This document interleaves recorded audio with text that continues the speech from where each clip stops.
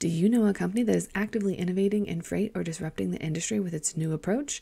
Nominate them to become a 2025 Freight Tech company, and they could be honored as one of the Freight Tech 100 or the Freight Tech 25. Past honorees include Amazon, FedEx, JB Hunt, Project 44, Tesla, and many more. Companies can nominate themselves or other industry leaders that are making waves in the freight marketplace.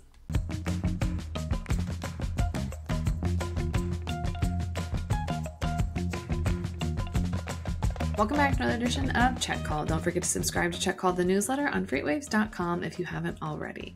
Today we welcome Paul Brazier, the VP of Global Supply Chain at ITS Logistics. Welcome to the show, Paul. Appreciate it, Mary. I am very, very honored to be here today. Well, I'm very excited to have you because we get to jump into a very timely topic and something that everyone's kind of wondering about for the rest of the year. But before we get too far into, rail on the West Coast, let's get some background on you and how you got started at ITS. Well, I've been in the industry 15 years now, and I've been with ITS for 9 of those. I think the easiest thing to say is I was drawn here by the culture and the vision of the company. I came from a fairly large firm before coming to ITS. I came over here when there was like 30 people. And now I've watched us grow into Indianapolis and Hazlet and Fort Worth, Texas, and just, thousands of people now. So I'm very, very, very lucky to have found this place 9 years ago. And that's what's brought you and I here today. I do kind of like that flex of like you were within the first 50 people hired, because that's like you were very early on and you've seen the good, the bad, the ugly. And I feel like that's a true testament to the fact that you're still here, 9 years later. Yeah. And a testament, I think, to just how the company, rolls and has grown. Like that's been super exciting to see that kind of growth in such a short amount of time. When you start pushing 50, 9 years is not that long. So one of the things that you guys have that I'm sure you didn't have 9 years ago when you first started was your port rail index. And so that just came out recently. And one of the kind of standouts when looking at it was that operations and congestion is looking to be a strong concern as we head into the fall for retail's peak season. What is kind of causing this concern on the West Coast? So when you look at like international logistics, it's cyclical and it is a super long time period, right? So a lot of decisions get made months, maybe a year in advance, and it's put into motion. And you had 3 things that caused a lot of chaos and pushed volumes to the West Coast. First was the Red Sea strikes, closing down the Red Sea. So if you wanted to get stuff in the United States, the easiest place, Trans-Pacific, was to go onto the U.S. West Coast. Then you have labor concerns that were going to arise, and everybody saw this coming in Canada and on the East Coast. So naturally, people are going to hedge against that, and they're going to send the stuff into the West Coast. And when that happens, you're going to have, a lot of volume and issues there. So that's what's driving most of this. And it's something that will probably last as we play ourselves through peak, which in the ocean world, we're in the middle of now. It happens way before we start seeing that in the domestic network. And, probably by about Q4, we should be out of it on our side.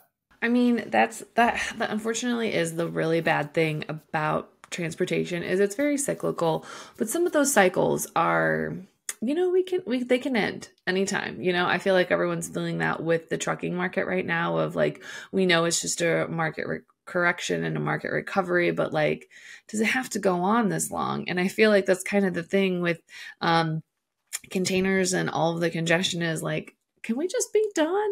Can we be done? I feel like everyone's collectively like, I'm tired of it. Can we just go back to normal, boring, consistent? Well, I do not want to harp on the age thing, but I was in the in the industry back in '08 and in 2009 and 10. And, that was problematic as well. I'd say even more so than this.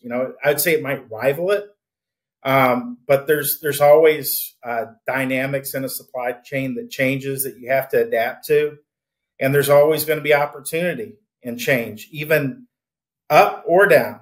And back then it was correcting inventories and just-in-time shipping. And now, as we make our way through some labor disruption and getting our inventories correct and seeing what the consumer is going to do, there's some pretty big things that are out there on the horizon, right? Like there's sustainability that you need to focus on. There's nearshoring in Mexico, which is one of the reasons I'm here in Texas, and the reason that ITS is in Texas, right? So there are things that you have to be kind of prepared for and adapt to, and that'll keep you busy as you're, experiencing what you're alluding to earlier. I'm very, Mexico is a whole other topic that I could sit here and talk for hours on what I think is going to happen in the future, but that's not why we're here today. But kind of looking back to that West Coast, we have retail peak season coming up around the corner. And I know that, this would be a very different conversation if late last week had turned out differently than it had. And so, for that context, it's the Canada rail strike that lasted like 10 hours before something like that, before like the Minister of Labor came in and said, you're just going to start working again, and we're going to go ahead and send you to binding arbitration, and on and on. So I know that in preparation for that impending strike, there was a lot of logistics and like things that got moved to other West Coast ports or maybe handled via truckload, because turns out Canada's rail system is pretty extensive. Didn't know how big it was until last week. Has any of that kind of uncertainty that we were expecting on the West Coast, has any of that kind of gone down since the strike is no longer, or is it still kind of there? Because even though we're in this season of binding arbitration, they still, like, the workers are still working without a contract. Yeah. So, I mean, like, good point. It's not done yet, right? We're still going through things and anything can happen. And that gets into like kind of the short term. And the short term is there was a lot of preparation that was put in place because supply chains are pre-planned. That stuff will have to kind of unfurl as they get back to regular operations.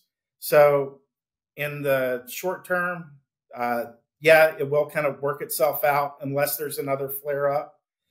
But again, you have to think long term too, is that some people and some organizations and shippers made a decision to stay away from this in general, right? So the question becomes, is there an agreement that kind of gets into place that people feel comfortable in the next cycle going back in through Canada and using, the rail system, especially for the IPI leg freight and the ocean containers?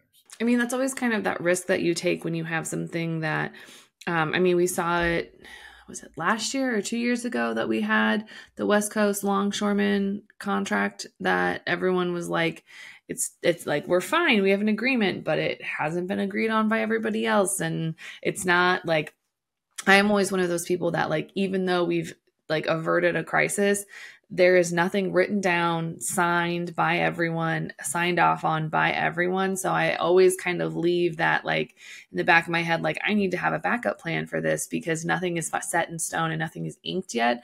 So unfortunately, like I still got to have a backup plan because anything can happen. Those talks can fall apart, or just everybody could just walk away from the table, which I don't think they're allowed to do now, but they still could happen. Yeah, I mean, you get work slowdowns, stoppages, and a lot of that stuff is decentralized when it happens.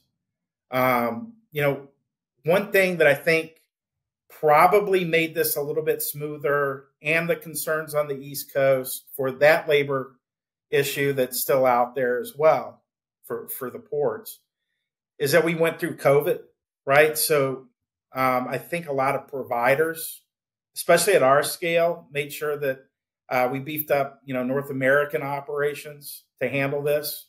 Kind of helps our clients flex in and flex out of when they need help, so they don't have to onboard this huge RFP process to navigate a couple of weeks of issues. You kind of already have it in place.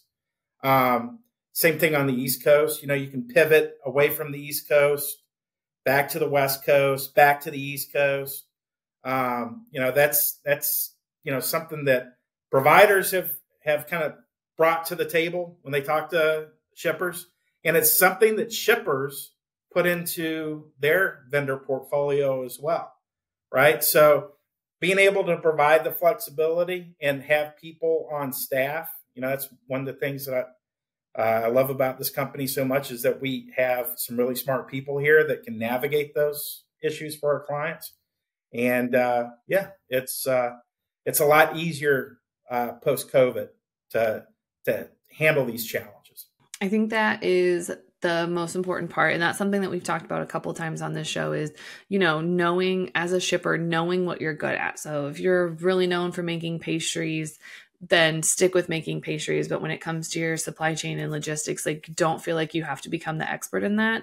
Go to those experts, because if I'm working on the next fluffiest, greatest, most delicious pastry, and I've got port stoppages or shutdowns over here and over there, I don't want to have to say, oh, well, let me stop developing these delicious pastries and go try to become an expert in this and move everything around when really I don't really know what I'm doing. I think that's where having a good partner and just having that trust in your logistics partner, saying, hey, I need you just to handle this for me. So that way you just say like, hey, by the way, this is happening, but here's your solution we've already implemented, and you should see no disruptions other than like maybe an extra day or two of transit, but we can rework some of your loads accordingly.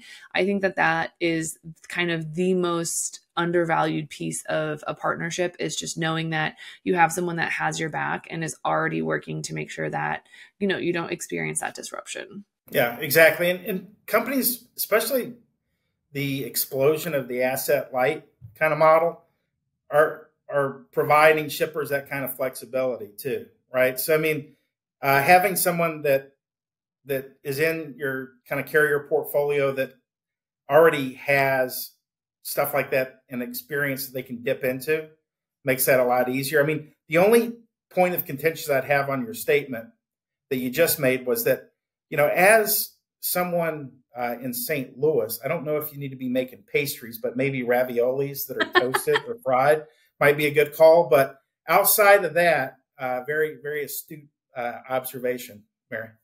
I mean, we are known for a couple pastries. I'll see you with a gooey butter cake. But that's really just like butter, like a lot of butter. But we do cute food here. But I will say the toasted raviolis were more on point.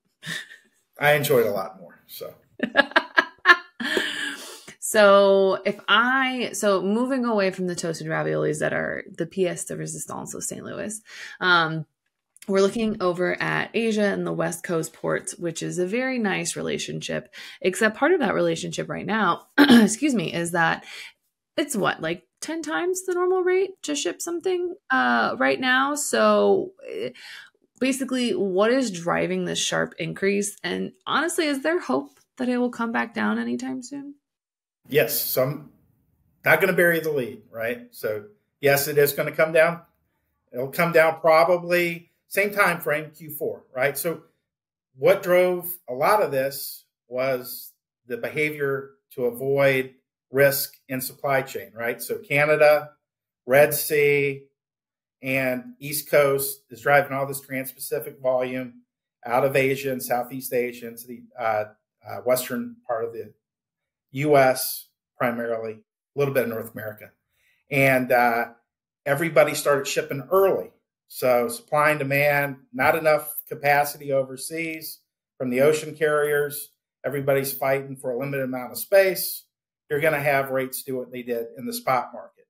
You're also seeing some issues with contracted rates, people not getting their volume allocations. But for the most part, what we're seeing is that this should kind of level out after everybody gets their freight into the supply chain early, and then it starts pushing domestically. There is a caveat, though, right? And the caveat is that there is some concern, like post-election, depending on who wins, that there might be some tariff concerns. So us being the forward-thinking company that we are, that's one thing that we're keeping a close eye on is how do we help our clients navigate potential tariff increases? Because in another history lesson, and not to opine on my age again, but 2018, to me, was probably the most problematic ocean container deal that we dealt with until COVID. And there's a lot of people in my circles that experience that. And that's something that we're keeping a very close eye on, because if you do have an issue where tariffs go up overnight, especially coming out of China, because that's kind of already baked in the cake from a legal standpoint, then you'll get another wave of people shipping heavy to get ahead of that. And that could cause some problems that we had in 2018. So always, think ahead, plan ahead, and always try to find that next problem and solve it is my rule of thumb here. I feel like you guys kind of have, I'm sure somewhere in like a very deep, dark cave inside of ITS, you guys have like a board, and it's like plan A if this happens and plan B if this happens. And you just keep like adding things to each plan. And then like, just kind of, I feel like that's what everyone's kind of doing when in regards to the election, because it can change things up. It's always an unknown time. And so I think everyone's just kind of got their like evil plans of like, if this happens, this, and if this happens, this. And I think everyone's just sitting there going, okay. Like, it's like, I feel like we're in that meme from It's Always Sunny in Philadelphia with the Pepe Sylvia of like, okay, this is what I've got. So in our basement at corporate is a yoga studio and sleeping pods. So it's right next to that for, that way you can always look at that very well rested and refreshed. I like it. Clear headspace, go in, figure it out, take a nap on it. You guys really do have the answer to everything. Or at least I do right now. So one of the things that you were talking about is that I'm curious to how it's going to factor in is obviously depending on how the election goes and people start moving freight forward to ship early to avoid some tariffs. There also is a pretty strong rumor on the street that retailers are going to have an earlier peak season or a longer peak season because the consumer is going to shop earlier but spend a little more, which, we love. How do you think that's going to affect kind of import levels and also just the transportation market? If we have all of these retailers pulling things potentially forward, or we have all these shippers pulling things forward to avoid potential tariffs or other problems, and then also you have retailers looking to pull some of their stuff forward, is it going to just get a little messy? Well, I mean, getting back to the rule of thumb, it usually gets messy at some point during this time of year. It's like kind of when does it happen, right? So as far as the ocean side goes, I think that's already kind of taken care of. Those volumes have shipped already. There's people that were still waiting on space that couldn't get it, and they're kind of playing the market to see if the freight rates will go down for their ocean containers, and that might push some volumes in a little bit later in the cycle, which means you'll see a pickup for transload and team trucking to get POs into DCs at the appropriate time. This is all going to come down to the consumer. When you look at like Bloomberg and CNBC and stuff like that, it looks like consumers in a good spot. You've got interest rates probably going down next month, and that might create a lift. But does it do enough to change the market? I don't think so. I'm thinking that we're going to have more than likely a pretty boring peak season. There should be more than enough capacity to handle it, and it'll be more of a question on when the stuff ships as opposed to a large amount of volume shipping. So sorry that I couldn't be more excited on that one, but I mean, I'll forgive you this time. But I'm okay. I'm really okay with a nice, quiet peak season. I'm sure there's a lot of carriers that would love to have a absolutely wild and crazy peak season, because they gotta make that money. But I really do like that it's just going to be nice and calm. But that being said, just because it's going to be a slightly calmer peak season, I feel like everybody can't just sleep on it. Like you can't just say, oh, I'll be able just to make it happen. No big deal. Like you still got to pay attention. It's still going to be a little busy. Yeah, I'm still working a 7-day week. I'm waking up at 3 o'clock in the morning, and it will get dicey as it always does. Certain SKUs will start picking up, and things will get a little exciting there for a while. I think the one thing that drives a lot of volume is things connected to the house, right? When you buy a new house, furniture, durable goods, Home Depot stuff that you get, right? And as you see those interest rates start going down and you energize that kind of purchasing, that's when a strong retail deal starts happening.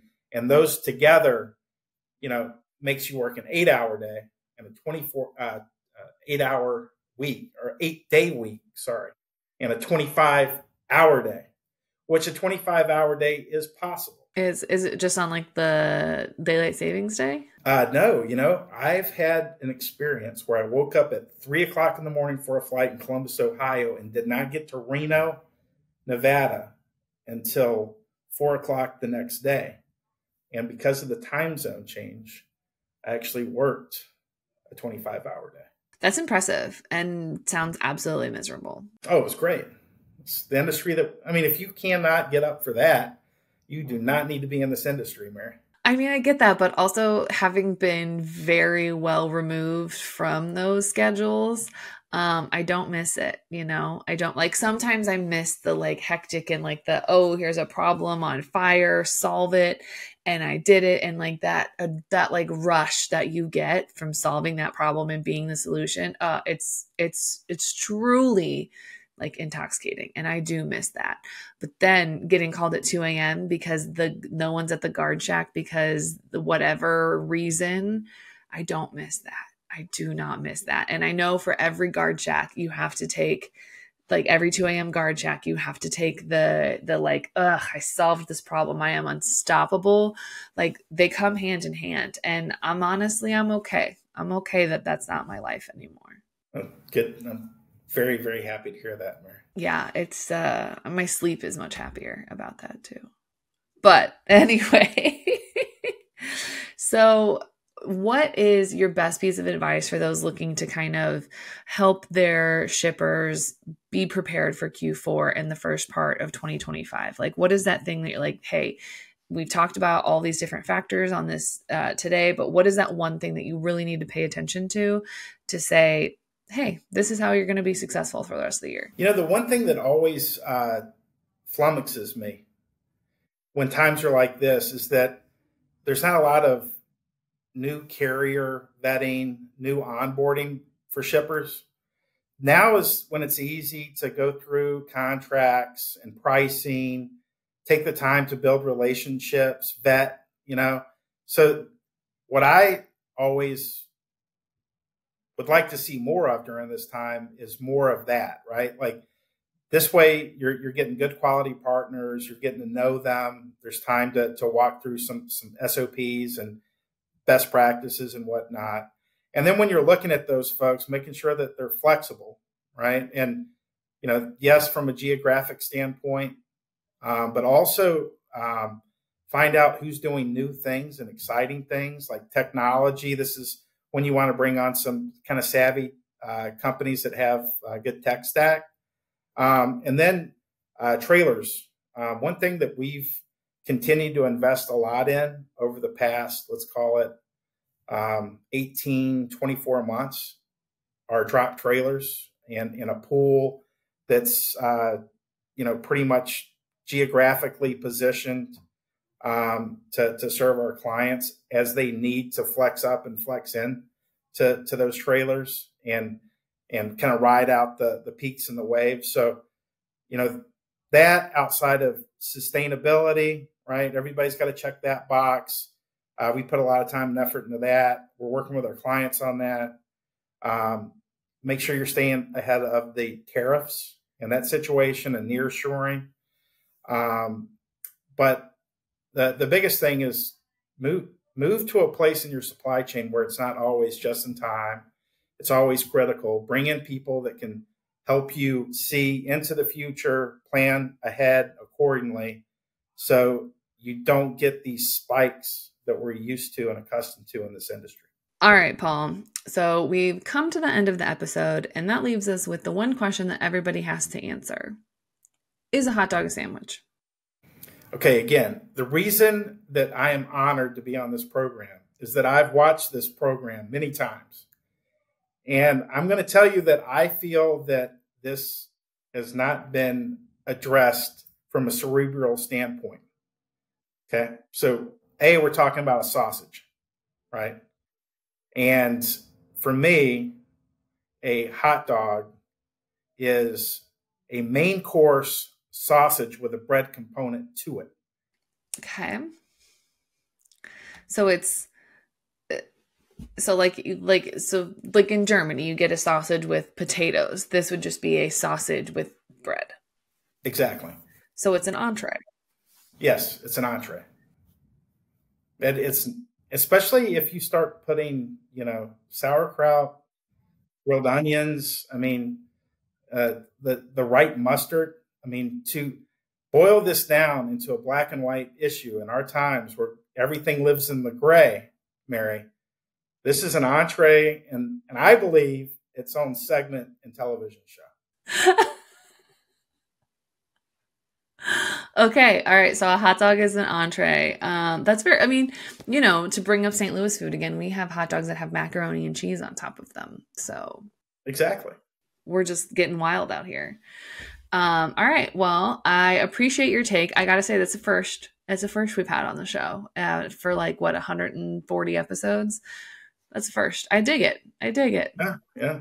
Diggity dog. If anyone has a question on your hot dog as an entree, or if they need to peer into your crystal ball of what's going to happen in the future, where can they find you outside the show? Easiest thing is its4logistics.com. And Patrick McFarland and the marketing team have done a fantastic job getting everything that one could possibly need on that site. And I'm pretty sure you could always catch me on LinkedIn or something like that as well.